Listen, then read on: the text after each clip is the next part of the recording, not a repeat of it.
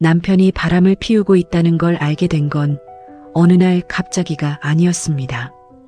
돌이켜보면 이미 오래전부터 신호는 있었어요. 저만 못 본 척 했을 뿐이죠. 아니, 정확히는 보고 싶지 않았던 거겠습니다. 행복한 결혼 생활이라고 믿고 싶었으니까요. 저는 한지수, 올해 38살입니다.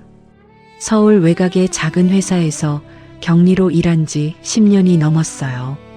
크게 잘나거나 내세울 것 없는 삶이지만 저는 그 삶이 나쁘지 않다고 생각하며 살았습니다. 남편 서재원은 42, 헬스 트레이너로 일한 지 10년이 넘은 사람이에요. 강남에 있는 꽤 이름 있는 헬스장에서 일했고 회원들 사이에서 믿음직하고 성실하다는 말을 늘 들었습니다. 처음 만났을 때 그는 웃음이 넉넉한 사람이었어요. 말 한마디 한마디에 무게가 있었고 한 번 한 약속은 반드시 지키는 사람이었습니다. 그래서 결혼을 결심했고 그래서 4년을 함께 살았어요. 결혼 초에는 정말 좋았습니다. 퇴근 후 함께 저녁을 만들고 주말이면 동네 산책을 하고 소소하지만 따뜻한 날들이 이어졌어요. 재원은 제 생일을 절대 잊는 법이 없었고 피곤한 날에도 제 말을 끝까지 들어주는 사람이었습니다. 저는 그 사람 곁에 있으면 마음이 놓였어요. 이 사람이라면 평생 같이 살아도 괜찮겠다. 그렇게 진심으로 생각했습니다. 제 선택이 틀리지 않았다고 믿었어요. 그런데 결혼 4년이 지나면서 무언가 달라졌다는 느낌이 들기 시작했어요. 딱 집어 말할 수는 없었습니다. 싸운 적도 없었고 큰 다툼도 없었으니까요. 그냥 어느 순간부터 집안의 공기가 달라진 것 같았어요. 함께 있는데 혼자인 것 같은 느낌, 그 느낌이 조금씩 짙어졌습니다. 남편은 귀가 시간이 점점 불규칙해졌어요. 예전엔 저녁 8시면 어김없이 들어오던 사람이 언제부터인가 10시, 11시가 되어도 현관문을 열지 않았습니다.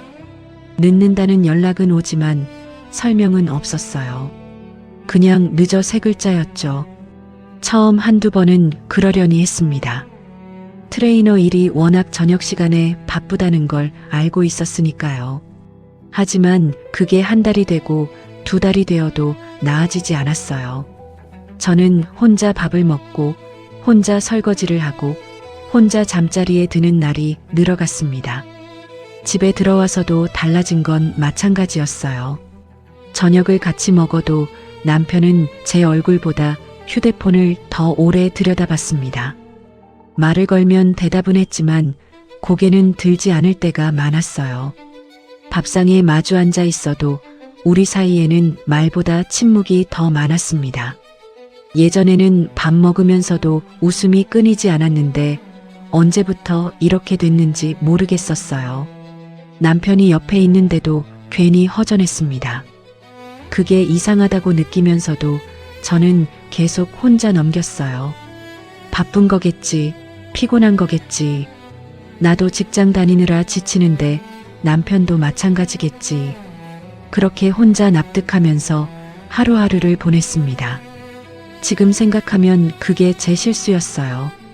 느낌이 왔을 때 바로 물었어야 했는데 저는 그러지 못했습니다. 이 이야기가 어떻게 흘러가는지 끝까지 보고 싶으신 분들은 지금 구독과 좋아요 먼저 눌러주세요. 여러분의 응원이 이 이야기를 계속 이어가게 해줍니다. 그런데 그날 저녁 저는 더 이상 못 본 척할 수 없는 순간과 마주했습니다. 아버지가 우리 집에 오신 날이었어요. 아버지 한태수, 올해 67살이세요. 어머니가 일찍 돌아가신 뒤로 아버지는 저 하나 믿고 사시는 분입니다. 딸 걱정에 잠 못 주무신다는 말을 입에 달고 사시면서도 막상 오실 때마다 뭔가 손에 들고 오세요. 그날은 직접 담근 깍두기 한 통을 들고 오셨어요. 아버지가 만들어 오시는 깍두기는 항상 맛있었습니다. 그 작은 성의가 늘 마음을 따뜻하게 했어요. 저녁 식사 자리는 평소보다 조금 더 환했습니다. 아버지가 오시면 남편도 평소보다 말이 많아지니까요. 재원은 아버지 앞에서 늘 그랬어요. 장인어른 앞에서만큼은 누구보다 살갑고 다정한 사람이었습니다. 사위 잘 뒀다는 말을 들을 때마다 더 환하게 웃는 사람이었죠. 저는 그 모습이 밉지 않았어요. 오히려 그 모습이 좋아서 결혼했던 거니까요. 아버지가 밥을 드시다가 수저를 내려놓으며 물으셨어요. 재원아, 헬스장 창업 준비는 잘 되어가고 있어? 저는 그 질문을 듣는 순간 자연스럽게 남편을 바라봤습니다. 남편과 저는 결혼 초부터 함께 창업 자금을 모아왔어요. 재원이 직접 헬스장을 차리는 게 꿈이었고 저도 그 꿈을 진심으로 응원했습니다. 아버지도 그 꿈을 알고 계셨고 힘이 되고 싶다며 당신 퇴직금 일부를 보태주신 분이었어요. 재원은 수저를 내려놓고 몸을 앞으로 조금 기울였습니다. 그리고 아주 자연스럽게 이야기를 시작했어요. 상권 분석 이야기, 인테리어 견적 이야기, 단골 회원 확보 계획까지 막힘없이 물 흐르듯 술술 나왔습니다. 저는 그 이야기를 들으면서 묘한 기분이 들었어요. 처음 듣는 이야기들이었거든요. 아버지 앞에서 저렇게 자신 있게 말하는 내용을 저에게는 단 한 번도 먼저 꺼낸 적이 없었습니다. 우리 둘이 함께 모은 돈인데 그 계획을 저만 모르고 있었던 거예요. 아버지는 흐뭇하게 고개를 끄덕이셨어요. 역시 우리 재원이야 믿음직스럽네. 남편은 환하게 웃었습니다. 저도 따라 웃었어요. 하지만 그 웃음이 어디서 나온 건지 저도 잘 모르겠었습니다. 무언가가 가슴 한쪽을 콕 찌르는 것 같았지만 저는 그냥 웃는 얼굴을 유지했어요. 아버지가 돌아가신 뒤 설거지를 하는데 손이 자꾸 느려졌습니다. 창업 진행에 대한 이야기를 저한테는 왜 한 번도 안 했을까? 요즘 왜 이렇게 늦게 들어오는 걸까? 휴대폰은 왜 항상 저한테 등을 돌리고 봐야 하는 걸까? 질문들이 하나씩 떠올랐고 마음 한켠이 무거워졌습니다. 그래도 저는 그릇을 닦으며 다시 생각을 접었어요. 아직 확실한 건 없잖아. 그냥 내가 예민한 거겠지. 그날 밤 남편은 제가 잠든 줄 알고 거실에서 오래 휴대폰을 들여다봤습니다. 화면 불빛이 남편의 얼굴을 하얗게 비추고 있었어요. 저는 잠든 척 누워서 방문 틈으로 새어 들어오는 그 불빛을 오래 바라봤습니다. 잠은 쉽게 오지 않았어요. 그리고 그날 밤을 끝으로 저의 평범했던 일상은 조금씩 무너지기 시작했습니다. 그 주말이 오기 전까지 저는 여전히 혼자 납득하며 버티고 있었습니다. 남편이 달라졌다는 느낌은 있었지만 그게 단순한 권태인지 다른 무언가인지 저는 아직 알지 못했어요. 모르는 척이 아니라 진짜로 몰랐습니다. 아니, 어쩌면 알면서도 인정하고 싶지 않았던 건지도 모르겠어요. 결혼한 지 4년이 지났는데 설마 그런 일이 있겠어 하고 스스로를 설득하고 있었던 거겠죠. 박선아는 저보다 2살 많은 직장 동료입니다. 같은 격리팀에서 10년 가까이 일한 사이라 웬만한 이야기는 다 나누는 사이예요. 수다스러운 편은 아니지만 필요한 말은 꼭 하는 사람입니다. 그런 박선아가 그 주말 오후에 조심스럽게 메시지를 보내왔어요. 지수야, 나 지금 카페에 있는데 재원 씨 여기 있어. 여자랑 같이. 저는 그 문자를 2번 읽었습니다. 심장이 한 박자 어긋나는 기분이었어요. 잠시 후 사진이 한 장 왔습니다. 흔들리지 않게 찍으려 했는지 약간 멀리서 찍은 사진이었지만 남편은 분명히 알아볼 수 있었어요. 그 옆에 여자가 있었습니다. 짧은 머리에 몸이 잘 가꿔진 여자였어요. 2 사람은 테이블을 사이에 두고 마주 앉아 있었는데 앉은 자세가 가까웠습니다. 남편이 무언가 말하면 여자가 웃고 여자가 말하면 남편이 고개를 끄덕이는 모습이었어요. 편해 보였습니다. 오랫동안 알아온 사람들처럼요. 그 편안함이 저를 가장 먼저 흔들었어요. 저는 사진을 한참 들여다봤습니다. 그리고 남편의 SNS를 열었어요. 재원은 SNS를 자주 쓰는 편은 아니었지만 헬스장 회원들과 간간히 태그를 주고받는 일은 있었습니다. 태그 기록을 하나씩 눌러보다가 한 계정이 눈에 들어왔어요. 사진 속 여자와 같은 얼굴이었습니다. 계정 이름은 윤세아였어요. 윤세아의 계정을 천천히 들여다봤습니다. 게시물이 꽤 많았어요. 운동하는 사진들이 줄을 이뤘고 헬스장에서 찍은 사진도 여러 장 있었습니다. 그 사진들 중 몇 장은 각도가 어색했어요. 본인이 셀카로 찍은 게 아니라 누군가 찍어준 것 같은 각도였습니다. 저는 그 사진들 아래 날짜를 하나씩 확인했어요. 가슴이 내려앉았습니다. 재원이 저한테 세미나 출장이라고 했던 날짜와 겹쳤어요. 장소도 같았습니다. 재원이 혼자 갔다고 했던 그곳에 윤세아도 있었던 거였어요. 우연이라고 보기엔 너무 여러 번이었습니다. 그렇게 한 번, 두 번, 세 번. 날짜를 맞춰볼수록 가슴속에 차갑고 무거운 것이 쌓였어요. 저는 그날 밤 재원이 귀가할 때까지 아무 말도 하지 않았습니다. 아무렇지 않게 저녁을 차렸고 아무렇지 않게 밥을 먹었어요. 재원은 오늘도 평소처럼 밥을 먹으면서 휴대폰을 들여다봤습니다. 저는 그 모습을 보면서 밥숟가락을 천천히 들었다 놓았다 했어요. 아무것도 모른 척? 아직은 그럴 수 있었습니다. 하지만 식사 내내 밥이 목으로 넘어가지 않았어요. 며칠이 지났습니다. 저는 그 사이에 혼자 생각을 정리했어요. 사진 한 장, 날짜 몇 개가 전부였습니다. 확실한 건 아무것도 없었어요. 그런데도 마음이 자꾸 나쁜 방향으로 흘렀습니다. 밥을 먹다가도, 일을 하다가도, 자려고 누웠다가도 그 사진이 머릿속에 떠올랐어요. 그래서 직접 눈으로 확인하기로 했습니다. 가만히 있는 것보다 움직이는 게 나았어요. 재원이 출근하고 나서 저는 헬스장으로 향했어요. 뭘 하러 간다는 이유를 딱히 만들지는 않았습니다. 그냥 가서 보면 뭔가 알 수 있을 것 같았어요. 아니, 솔직하게 말하면 그냥 가만히 있을 수가 없었습니다. 헬스장에 들어서자 카운터 직원이 밝게 인사했어요. 저는 남편 좀 보러 왔다고 했고 직원은 잠시 기다려달라고 했습니다. 로비 소파에 앉아서 주변을 천천히 둘러봤어요. 깔끔하게 정돈된 공간이었습니다.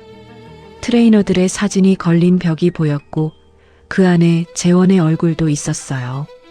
활짝 웃고 있는 사진이었습니다. 저는 그 사진을 보면서 한동안 시선을 거두지 못했어요. 저 웃음을 마지막으로 제게 보여준 게 언제였나 싶었습니다. 그때 입구 쪽에서 여자 한 명이 들어왔어요. 저는 그 얼굴을 보는 순간 알아봤습니다.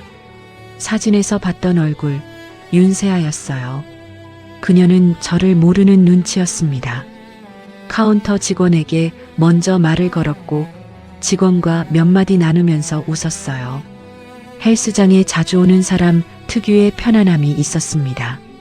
낯선 곳이 아니라 자기 집처럼 드나드는 사람 같았어요. 저는 소파에 앉아 그녀를 바라보면서 숨을 고르게 유지하려 했습니다. 그때 안쪽에서 재원이 나왔어요. 재원은 저를 보기 전에 윤세아를 먼저 봤습니다. 그리고 반갑게 웃었어요. 목소리 톤이 올라갔습니다. 평소에 저한테 쓰지 않는 톤이었어요. 가볍고 밝고 뭔가 들뜬 느낌. 저는 그 목소리를 처음 듣는 것 같았습니다. 집에서는 한 번도 들어본 적 없는 목소리였어요. 그러다 재원이 저를 발견했습니다. 그 순간, 딱 한순간 재원의 얼굴이 굳었어요.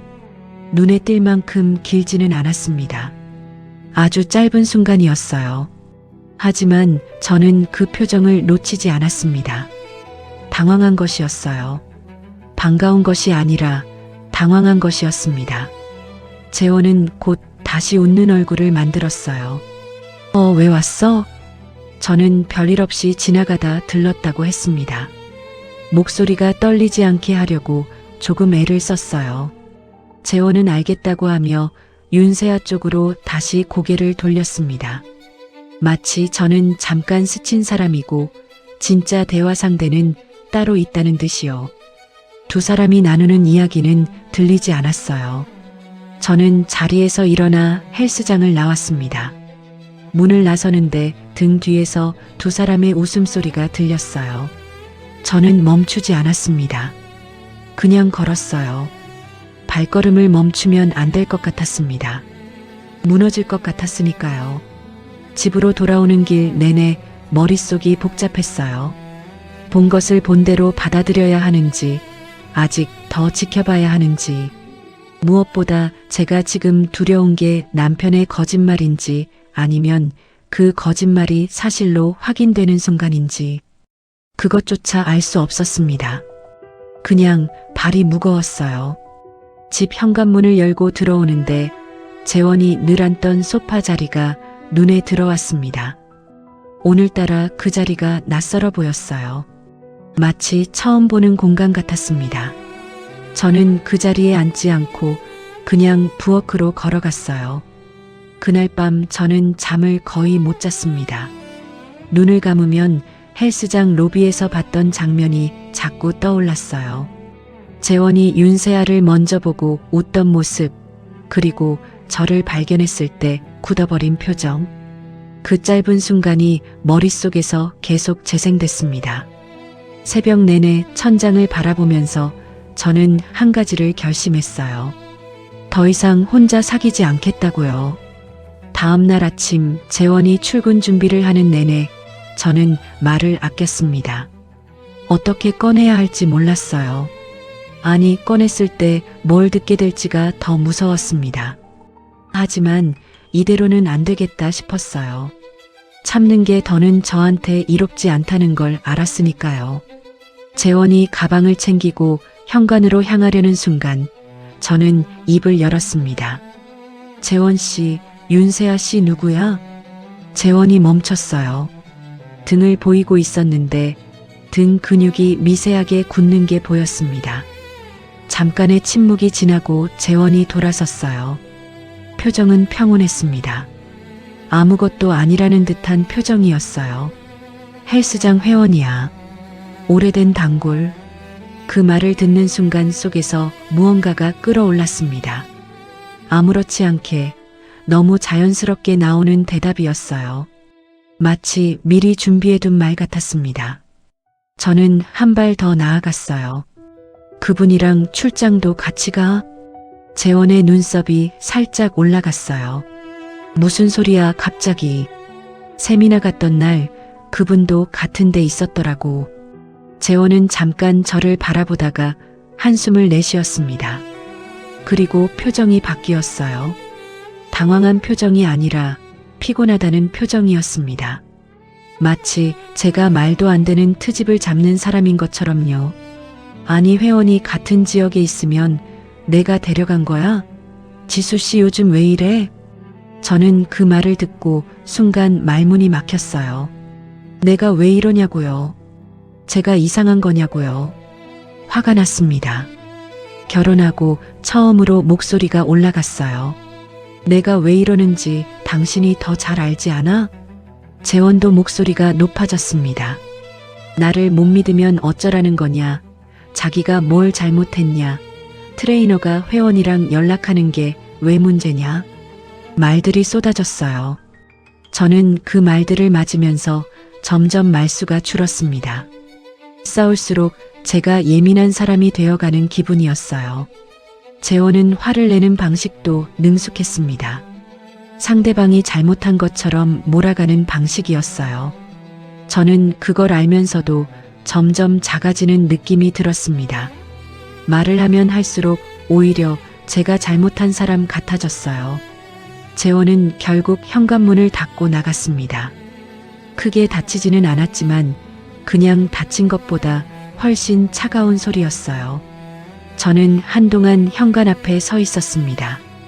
화가 났는지 서러웠는지 구분이 안 됐어요. 그냥 다 섞여 있었습니다. 그리고 그 감정들 사이에서 한 가지가 선명하게 남았어요. 저 사람은 해명하지 않았습니다. 제 말을 부정했지만 진짜로 해명하지는 않았어요.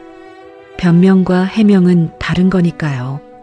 해명을 하려면 사실을 말해야 하는데 재원은 그 사실을 말하지 않았습니다. 그날 저녁 박선아에게 전화를 걸었어요. 낮에 있었던 일을 다 털어놨습니다. 박선아는 한동안 말없이 듣다가 조용히 말했어요. 지수야, 감정으로 움직이지 마. 지금은 그냥 보고 있어. 짧은 말이었지만 제 마음을 잡아주는 말이었습니다. 맞는 말이었어요. 아직 확실하지 않았으니까요. 그래서 저는 전화를 끊고 마음을 가다듬었습니다. 울고 싶었지만 꾹 참았어요. 울면 뭔가 포기하는 것 같았으니까요. 그런데 그 다음 날 제가 전혀 예상하지 못했던 일이 하나 더 생겼어요. 아버지에게서 전화가 왔습니다. 반갑게 받았는데 아버지 목소리가 조금 어색했어요. 재원한테서 연락이 왔다고 하셨습니다. 창업 준비가 마무리 단계인데 자금이 조금 더 필요하다는 말을 들었다고 했어요. 아버지는 얼마가 필요한지 물어보셨냐고 하셨고 재원이 구체적인 금액까지 말했다고 하셨습니다. 저는 그 말을 들으면서 가슴이 서늘해졌어요. 재원이 아버지한테 돈을 요청했다는 게 아니라 그 타이밍이 걸렸습니다. 저와 싸운 바로 다음 날 아버지에게 연락을 한 거였어요. 우연이라고 하기엔 너무 빠른 움직임이었습니다. 마치 저를 우회해서 다른 경로를 두드리는 것 같았어요. 아버지는 당연히 도와줘야지 하는 눈치셨습니다. 사위를 철석같이 믿고 계셨으니까요. 저는 아버지한테 잠깐 기다려보자고만 했어요. 이유는 말하지 않았습니다. 아직 제가 확인한 게 없었으니까요. 아버지를 괜히 걱정하게 만들고 싶지도 않았어요. 전화를 끊고 나서 저는 한동안 멍하니 있었습니다. 재원과 싸우고 그 다음날 아버지한테 돈 요청이 가고 이 흐름이 우연이 아닌 것 같다는 느낌이 들었어요. 창업 자금은 우리 둘이 함께 모으기로 한 건데 재원은 왜 저 모르게 아버지한테 따로 연락을 한 걸까요? 그 질문이 계속 머릿속에서 떠나지 않았습니다. 여자 문제인지 돈 문제인지 아니면 둘 다인지 생각이 깊어질수록 머릿속이 복잡해졌어요. 그날 밤 재원이 늦게 들어왔습니다. 아침 싸움에 대한 언급은 없었어요. 그냥 밥 먹었냐고 물어보고 씻으러 들어갔습니다. 마치 아무 일도 없었다는 듯이요. 저도 아무 말 하지 않았어요. 대신 재원이 씻는 동안 거실에 앉아 조용히 생각을 정리했습니다. 재원이 침실로 들어가고 불을 끈 다음에도 저는 오래 깨어 있었어요. 잠을 청하려다 결국 일어나 부엌에서 물을 한 잔 마셨습니다. 싱크대 앞에 서서 컵을 들고 있는데 문득 우리가 처음 이 집에 이사 왔던 날이 떠올랐어요. 그때 재원이 뭐라고 했었죠? 여기서 오래오래 행복하게 살자고 했습니다. 그 말이 지금 이 순간에 가장 쓸쓸하게 들렸어요. 이 집이 그 행복을 담고 있던 그릇이라면 지금 그 그릇에 금이 가고 있었습니다. 저는 그 쓸쓸함을 겉으로 드러내지 않았어요. 표정도 관리했고 말투도 유지했습니다. 드러내는 순간 또 제가 예민한 사람이 될 것 같았으니까요. 재원은 그런 상황을 만드는데 능숙한 사람이었어요. 저는 그 능숙함에 지지 않으려면 제가 더 조용히, 더 차분하게 움직여야 한다는 걸 그때 처음으로 깨달았습니다. 그래서 저는 조용히 눈을 크게 뜨고 지켜보기로 했어요. 지금 당장은 그게 제가 할 수 있는 전부였습니다. 그리고 그 선택이 결국 모든 것을 바꿔놓게 됐어요. 그 무렵 재원과 윤세아의 관계는 헬스장 안에서 조금씩 공공연해지고 있었습니다. 저는 그 사실을 나중에야 알았지만 이미 그때 눈치채고 있던 사람들이 있었어요. 재원은 윤세아의 PT 일정을 다른 회원들보다 길게 잡기 시작했습니다. 1시간짜리 수업이 1시간 반이 되고 1시간 반이 2시간이 됐어요. 헬스장 영업이 끝난 후에도 재원과 윤세아 두 사람이 함께 남아있는 날이 잦아졌습니다. 청소 담당 직원이 퇴근 인사를 건네도 두 사람은 구석자리에서 오래 이야기를 나눴어요. 그 모습을 매일 보던 동료 트레이너 이연수는 불편한 마음이 점점 쌓여갔습니다. 이연수는 재원과 같은 헬스장에서 6년을 함께 일한 동료였어요. 재원보다 1살 아래였고 둘은 선후배처럼 지내온 사이였습니다. 이연수는 재원의 성실하고 부지런한 면을 오래 좋게 봐왔어요. 하지만 윤세아와의 일이 길어지면서 이연수 눈에 비치는 재원의 모습이 달라지기 시작했습니다. 회원한테 너무 선을 넘는 것 같다는 느낌이 자꾸 들었어요. 말을 꺼내야 할지 말아야 할지 고민하는 날이 이어졌습니다. 동료 사이에서 먼저 나서는 건 쉬운 일이 아니었으니까요. 그래도 양심이 자꾸 이연수를 건드렸어요. 어느 날 이연수는 원장 최동민에게 조심스럽게 이야기를 꺼냈습니다. 직접 문제 삼는 방식이 아니라 재원이 특정 회원과 업무 외적으로 자주 어울리는 것 같다는 식으로요. 최동민은 그 말을 듣고 고개를 끄덕이기만 했어요. 하지만 속으로는 이미 다른 걱정이 생기고 있었습니다. 재원이 얼마 전에 자신에게 창업 투자 제안을 해왔던 일이 마음에 걸렸거든요.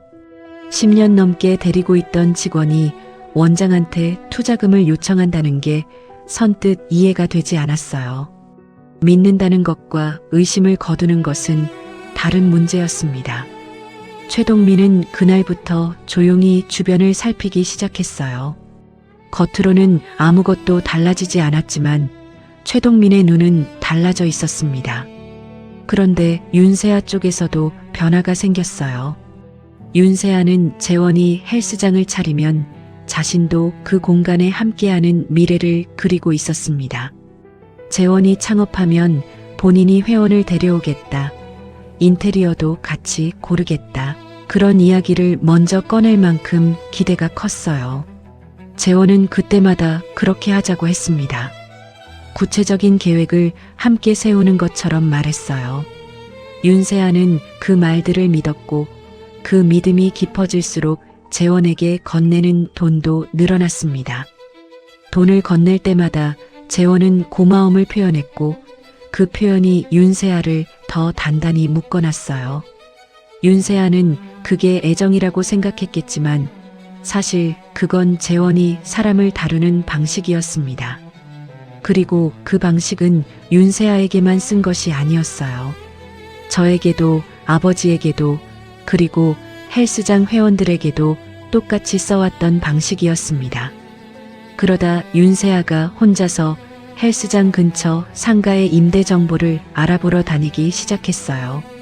재원에게 맡겨두기보다 자신이 직접 발품을 팔고 싶었던 거겠죠. 그러던 어느 날 오후 상가 건물 앞에서 이연수와 딱 마주쳤습니다. 이연수는 근처 편의점을 들르다가 우연히 본 것이었는데 윤세아가 건물 안내판 앞에 서서 임대문의 번호를 메모하는 장면을 보고 말았어요. 이연수는 그 자리에서 어색하게 인사를 나눴지만 속으로는 상황을 직감했습니다. 단순한 회원이 헬스장 근처 상가 임대를 알아볼 이유는 없었으니까요. 재원이 윤세아한테도 창업 이야기를 하고 있다는 뜻이었습니다. 두 사람의 관계가 단순한 트레이너와 회원 사이가 아니라는 것도요. 이연수는 그날 집에 가는 내내 마음이 무거웠어요. 재원이 윤세아한테도 돈을 받은 것 아닌가 하는 생각이 들었습니다. 그렇다면 그 돈이 어디로 가는 건지 이연수는 알고 싶지 않으면서도 알아야 할 것 같은 기분이었어요. 더 이상 모른 척하는 게 옳지 않다는 생각이 들었습니다.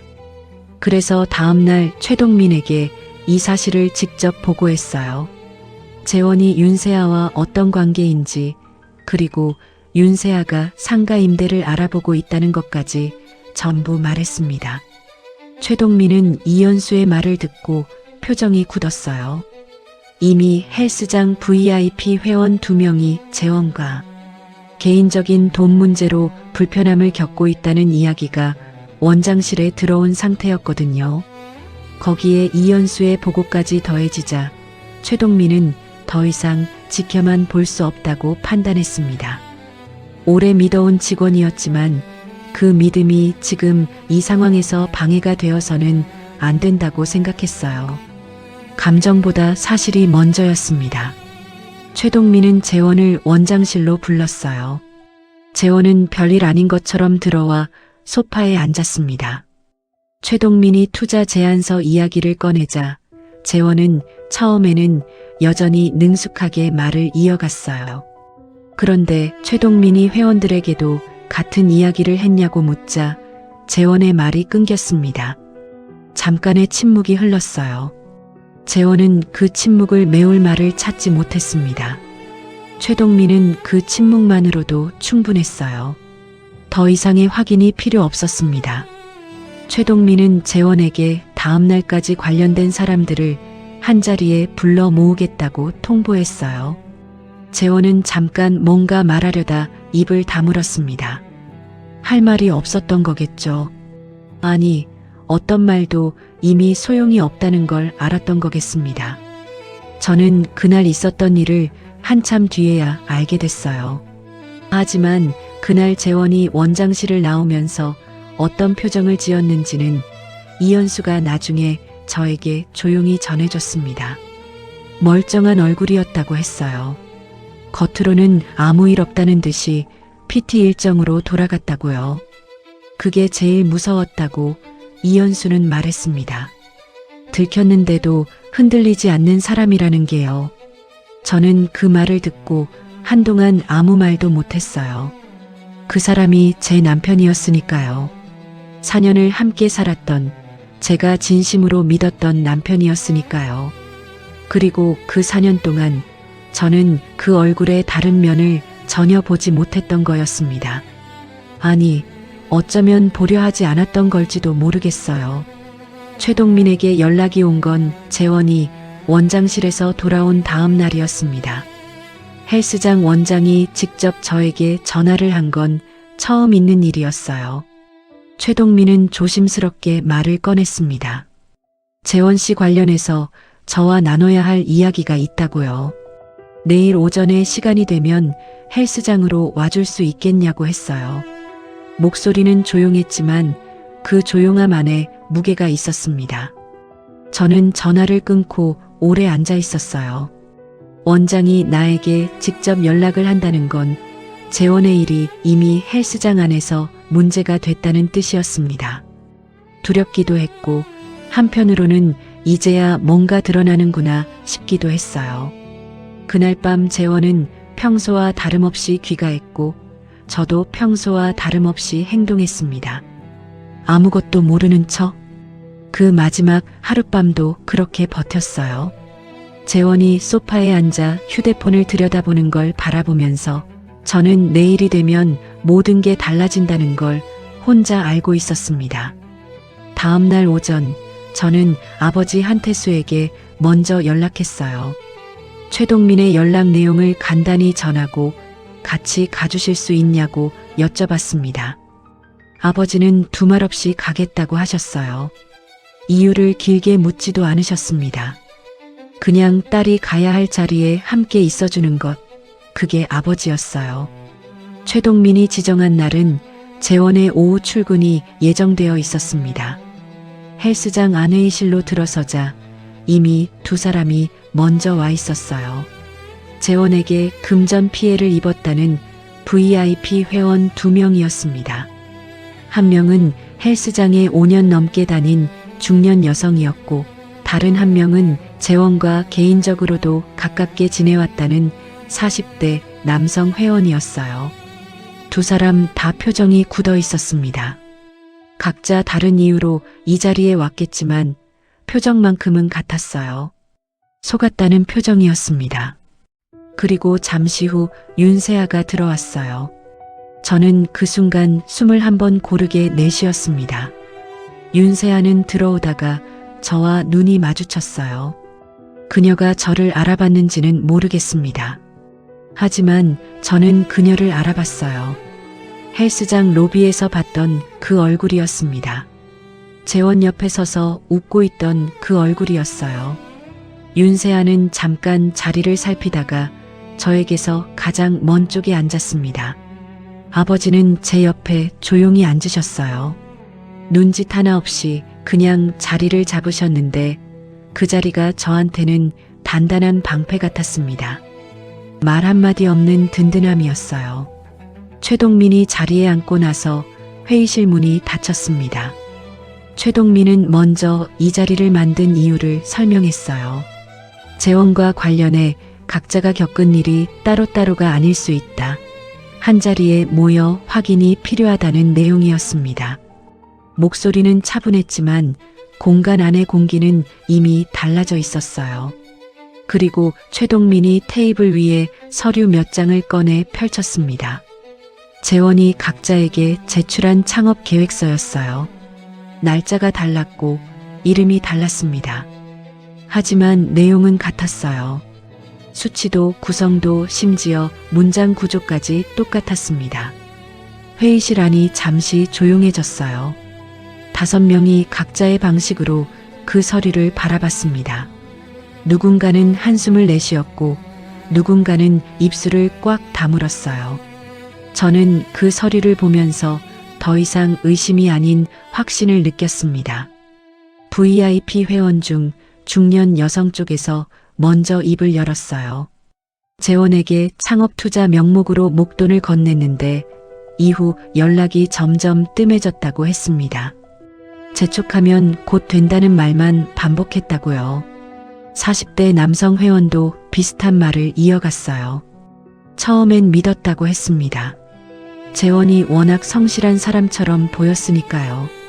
그 말을 하다가 그 남성 회원이 잠깐 멈췄어요. 눈시울이 붉어졌습니다. 믿었기 때문에 더 억울하다는 표정이었어요. 저는 그 모습을 보면서 가슴이 무너졌습니다. 저만 당한 게 아니었어요.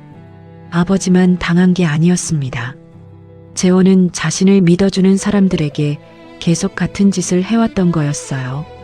믿음을 도구처럼 쓴 사람이었습니다. 그때 윤세아가 입을 열었어요. 자신도 재원에게 돈을 건넸다고 했습니다. 창업 자금 명목이었다고 했어요. 목소리가 작았습니다. 당당하지 않았어요. 저는 윤세아를 바라봤습니다. 그녀도 피해자였어요.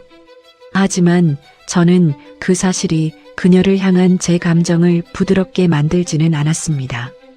윤세아는 재원이 유부남이라는 사실을 알면서도 관계를 이어왔던 사람이었으니까요. 피해를 입었다는 사실과 그 관계를 선택했다는 사실은 별개였어요. 그 두 가지는 어떤 이유로도 같은 무게가 될 수 없었습니다. 저는 그 점을 분명히 구분하고 있었어요. 아버지는 그 자리 내내 아무 말도 하지 않으셨습니다. 하지만 윤세아를 바라보는 아버지의 눈빛에서 저는 모든 것을 읽었어요. 말보다 훨씬 많은 것이 담긴 눈빛이었습니다. 아버지는 그 눈빛으로 충분히 다 말씀하신 거였어요. 가장 마지막에 자리에서 일어서신 분도 아버지였습니다. 자리가 마무리될 즈음 최동민이 말했어요. 오늘 이 자리를 끝으로 재원은 이 헬스장에서 일할 수 없다고요. 그 말이 끝나자마자 최동민은 자리에서 일어나 밖으로 나갔습니다. 그리고 곧 재원의 출입 권한이 정지됐어요. 저는 회의실을 나오면서 아버지 손을 살짝 잡았습니다. 아버지는 아무 말 없이 제 손을 꼭 쥐어주셨어요. 그게 그날 가장 큰 위로였습니다. 말이 필요 없는 위로였어요. 그리고 저는 그 손을 잡고 헬스장 밖으로 걸어 나왔습니다. 재원이 10년을 일했던 그 건물을 저는 처음이자 마지막으로 당당하게 나섰어요. 이야기가 여기까지 오는 동안 함께 해주신 분들 정말 감사합니다. 아직 이야기가 끝나지 않았어요. 구독과 좋아요를 눌러주시면 다음 이야기에서 재원이 어떻게 되는지 꼭 전해드리겠습니다. 회의실을 나온 날 오후 저는 집으로 돌아가지 않았습니다. 아버지와 함께 근처 식당에서 밥을 먹고 아버지를 먼저 택시에 태워보냈어요. 아버지는 차에 오르면서 딱 한마디만 하셨습니다. 수고했다고요. 그 말이 오래 귀에 남았어요. 짧은 말이지만 그 안에 많은 것이 들어 있었습니다. 딸이 오래 힘들었다는 것도 이제 끝났다는 것도 다 그 두 글자 안에 있었어요. 그날 오후 늦게 재원에게서 전화가 왔습니다. 저는 받지 않았어요. 진동이 끊겼다가 다시 울렸고 또 끊겼습니다. 저는 화면을 바라보다가 그냥 뒤집어 놓았어요. 어떤 말도 듣고 싶지 않았습니다. 아니, 어떤 말도 이제 달라질 게 없었어요. 나중에 이현수에게 전해 들은 이야기입니다. 재원은 그날 오후 PT 일정에 맞춰 헬스장 직원 출입구에 섰다고 했어요. 출입증을 단말기에 댔지만 문이 열리지 않았습니다. 처음엔 기계 오류인 줄 알고 다시 댔다고 했어요. 그래도 문은 열리지 않았습니다. 재원은 카운터로 가서 재발급을 요청했어요. 카운터 직원은 원장 지시로 응대가 어렵다고 했습니다. 재원이 왜 그러냐고 묻자 직원은 모르겠다는 말만 반복했어요. 직원도 재원의 눈을 피했다고 했습니다. 10년 동안 매일 보던 직원이었는데도 그랬어요. 재원은 그 자리에서 30분 이상 서 있었다고 했습니다. 처음엔 항의하는 목소리로 나중엔 목소리가 낮아졌어요. 운동복 차림의 회원들이 그 모습을 보면서 지나쳤습니다. 오래 알고 지낸 회원들도 눈을 피하며 지나쳤다고 했어요. 이현수는 그 장면을 트레이닝실 창 너머로 봤다고 했습니다. 다가가지 않았어요. 다가갈 수가 없었다고 했습니다. 6년을 함께 일한 사람이지만 이미 이현수가 할 수 있는 건 없었어요. 그 자리에서 이현수가 할 수 있는 건 보는 것뿐이었습니다. 재원은 결국 헬스장을 떠났어요. 주차장에 세워둔 차 안에서 1시간가량 앉아 있었다고 했습니다. 그 사이에 윤세아에게 연락을 시도했지만 이미 수신 거부 상태였어요. 저에게도 다시 전화를 걸었지만 저도 받지 않았습니다. 재원이 연락할 수 있는 사람들이 하나씩 막혀가고 있었어요. 자신이 쌓아온 관계들이 하나씩 문을 닫는 소리가 들렸겠죠. 그 소리가 얼마나 컸을지 저는 가늠하지 않기로 했습니다. 재원은 그러고 나서 장인어른인 아버지에게 전화를 걸었어요. 아버지는 전화를 받으셨습니다. 하지만 아무 말도 하지 않으셨어요. 재원이 이름을 부르자 아버지는 그냥 전화를 끊으셨습니다. 그리고 번호를 차단하셨어요. 아버지가 그것보다 더 선명한 대답을 하실 수 있었을까요? 저는 그렇게 생각하지 않습니다. 그것이 아버지가 재원에게 할 수 있는 가장 정확한 말이었어요. 재원이 집으로 돌아왔을 때 저는 이미 없었습니다. 옷가지와 서류들을 챙겨 나온 뒤였어요. 재원이 서랍에 창업 계획서라며 보관해왔던 서류들만 테이블 위에 꺼내두고 나왔습니다. 따로 쪽지도 없었고 설명도 없었어요. 그 서류들이 모든 설명을 대신했으니까요. 4년의 결혼 생활이 그 서류들 앞에서 끝났습니다. 그날 저녁 헬스장 회원 단체 채팅방에 재원의 해고 소식이 퍼졌어요. 내용을 처음 올린 사람이 누구인지는 모르겠습니다. 하지만 금방 여러 사람들이 댓글을 달기 시작했고 이미 재원에게 돈을 빌려줬거나 투자를 권유받은 경험이 있다는 이야기가 쏟아졌어요. 재원이 믿음직하다고 생각해왔던 사람들이 댓글을 읽으면서 뒤늦게 불안해하기 시작했습니다. 재원의 이름이 그 채팅방 안에서 완전히 다른 의미로 불리기 시작했어요. 성실한 트레이너가 아니라 돈을 떼어먹은 사람의 이름으로요. 10년이 쌓은 이미지가 그날 저녁 안에 다 무너졌습니다.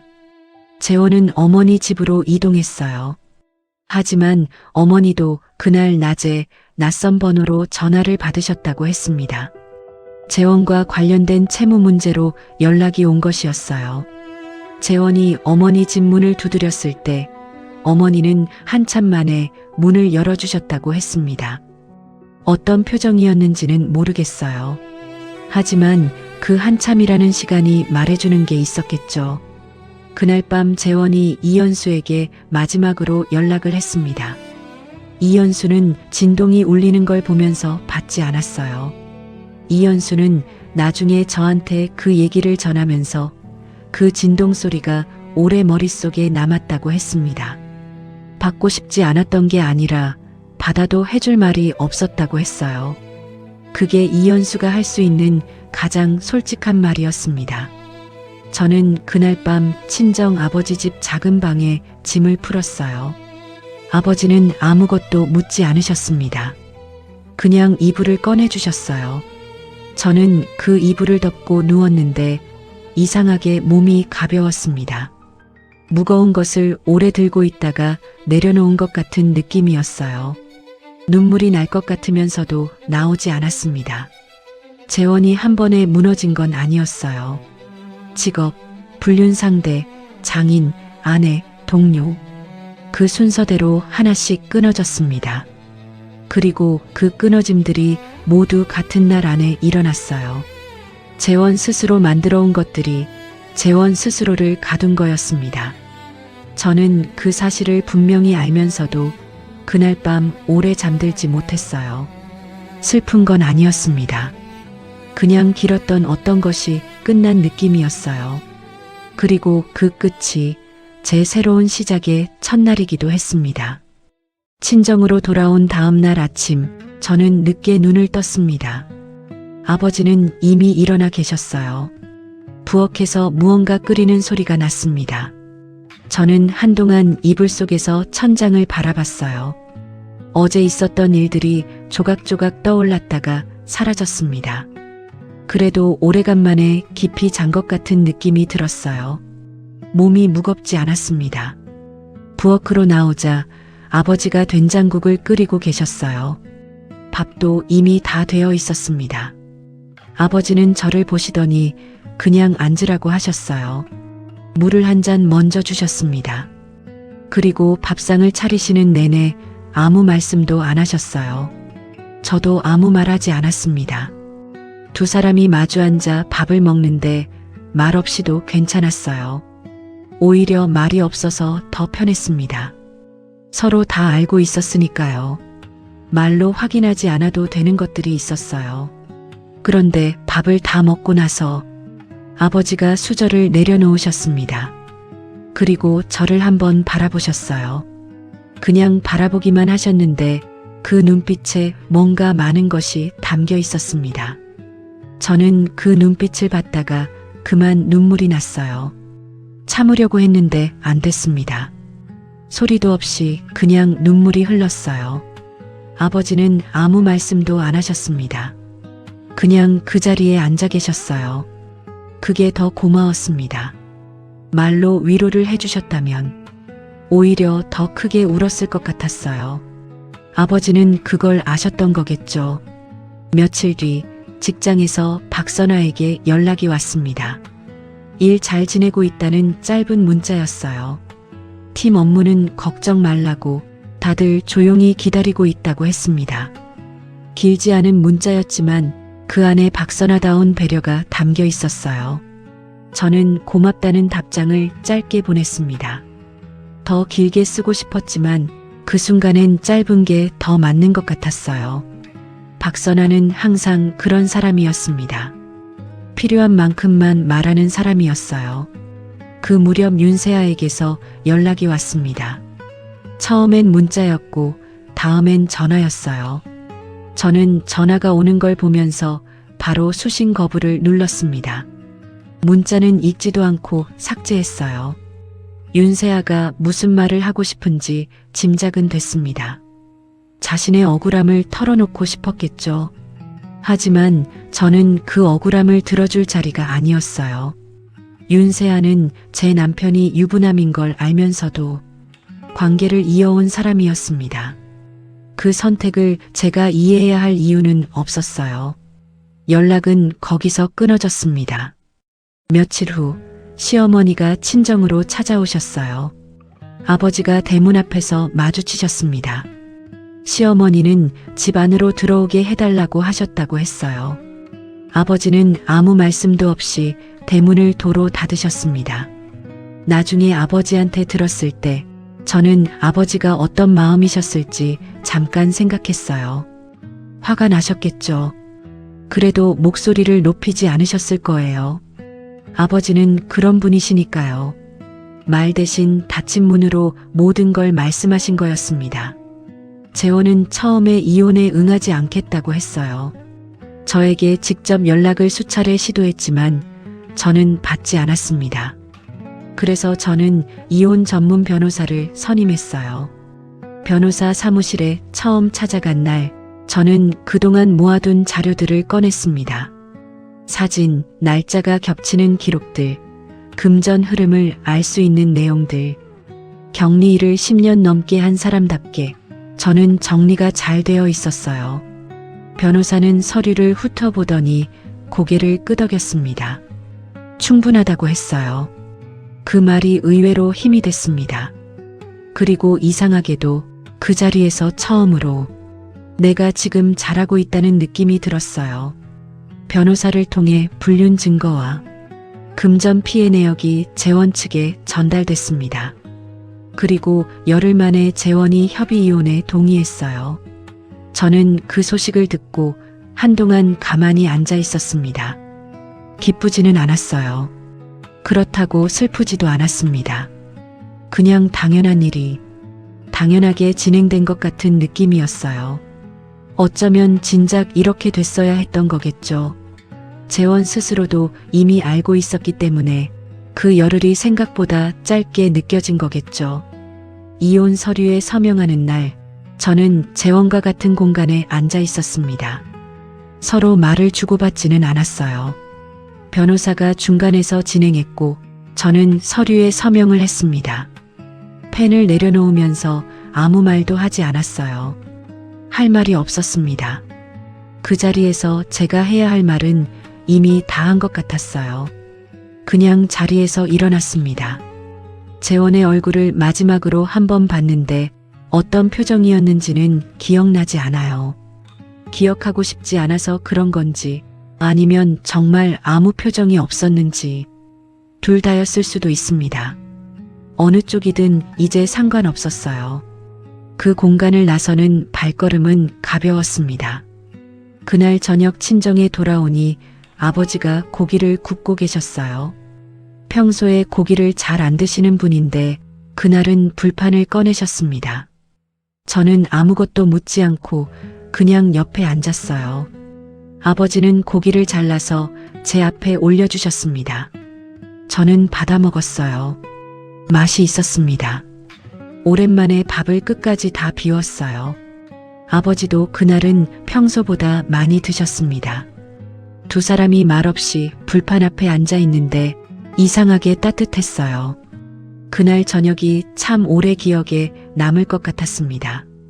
그리고 저는 그날 앞으로의 일을 하나씩 생각하기 시작했어요. 다음 발걸음을 어디로 내디딜지 조용히 그려보기 시작했습니다. 새로운 거처를 알아봐야 했고 새로운 일상을 만들어야 했어요. 해야 할 일들이 하나씩 머릿속에 떠올랐는데 이상하게 무겁지 않았습니다. 오히려 하나씩 해치울 수 있을 것 같은 기분이 들었어요. 그게 이상하다고 생각하지 않았습니다. 오히려 그렇게 느껴진다는 게 제가 괜찮아지고 있다는 신호인 것 같았어요. 이혼이 마무리되고 6달이 지났습니다. 저는 친정 근처 원룸으로 이사했어요. 작은 집이었지만 처음으로 제 이름만 적힌 집이었습니다. 임대 계약서에 서명하던 날 이상하게 가슴이 두근거렸어요. 설레는 건지 떨리는 건지 잘 모르겠었는데 지금 생각해보면 둘 다였던 것 같습니다. 처음으로 나만의 공간이 생긴 거니까요. 짐을 옮기는 날 아버지가 혼자 트럭을 불러오셨어요. 평소에 허리가 안 좋으시다고 하시면서도 직접 박스를 날라주셨습니다. 말은 없었지만 그 하루가 제 마음 깊이 새겨졌어요. 그게 아버지라는 사람이 저에게 늘 해오신 방식이었습니다. 말 대신 몸으로, 표현 대신 행동으로요. 직장에는 아무 설명 없이 복귀했어요. 첫날 아침, 박선아는 제가 자리에 앉자마자 커피 한 잔을 건넸습니다. 아무것도 묻지 않았어요. 그냥 커피였습니다. 그게 박선아가 할 수 있는 가장 다정한 방식이었어요. 저는 그 커피를 천천히 마셨습니다. 따뜻했어요. 오랜만에 제자리에 앉아 있는 게 이상하게 편안했습니다. 팀 동료들도 아무도 먼저 묻지 않았어요. 그냥 평소처럼 대해줬습니다. 그게 고마웠어요. 아무 일도 없었다는 듯이 대해주는 게 그때 저한테는 가장 큰 배려였습니다. 일이 손에 익으면서 하루하루가 조금씩 가벼워졌어요. 숫자를 들여다보고 전표를 정리하고 마감을 맞추는 일들이 오히려 저를 안정시켜줬습니다. 익숙한 일이 주는 위안이 있었어요. 아버지는 매주 수요일 저녁이면 반찬을 들고 오셨습니다. 원룸 현관 앞에 놓고 가시는 게 전부였어요. 배를 누르실 때도 있고 그냥 두고 가실 때도 있었습니다. 저는 퇴근하고 돌아오다가 현관 앞에 반찬통이 놓여 있으면 그냥 한동안 그 앞에 서 있었어요. 말로 설명하기 어려운 감정이었습니다. 고맙다는 말도 미안하다는 말도 아닌 것들이 뒤섞여 있었어요. 그 반찬통이 쌓이는 속도만큼 저도 조금씩 일상을 되찾아가고 있었습니다. 재원 소식은 이연수를 통해 간간히 들어왔어요. 서울 외곽의 소규모 헬스장에서 일용직으로 일하고 있다고 했습니다. 이전 헬스장 근처에는 더 이상 나타나지 않는다고 했어요. 저는 그 이야기를 듣고 특별한 감정을 느끼지 않았습니다. 분하지도 않았고 다행스럽지도 않았어요. 그냥 멀어진 사람의 이야기처럼 들렸습니다. 그 느낌 자체가 제가 많이 나아졌다는 증거였겠죠. 윤세아는 동네를 떠난 뒤로 소식이 끊겼어요. 그녀가 재원에게 건넨 돈이 돌아왔는지는 모르겠습니다. 알고 싶지도 않았어요. 그건 제가 신경 써야 할 일이 아니었습니다. 최동민은 헬스장에 새 트레이너를 채용했고 이연수는 여전히 같은 자리에서 일하고 있다고 했어요. 이연수는 가끔 저한테 짧은 안부 문자를 보내왔습니다. 처음엔 어색했지만 몇 번 주고받다 보니 그냥 자연스러워졌어요. 이연수는 그때 더 일찍 말하지 못한 것에 대해 여전히 미안함을 갖고 있는 것 같았습니다.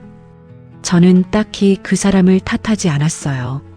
사람이 할 수 있는 것과 할 수 없는 것의 경계는 밖에서 보는 것보다 훨씬 흐릿한 경우가 많으니까요. 그리고 이연수가 없었다면 최동민도 그 회의실도 없었을 테니까요. 어느 주말 아침이었습니다. 저는 집 근처 카페에 혼자 앉아 있었어요. 창가 자리였습니다. 햇볕이 들어오는 각도가 좋아서 자주 앉는 자리였어요.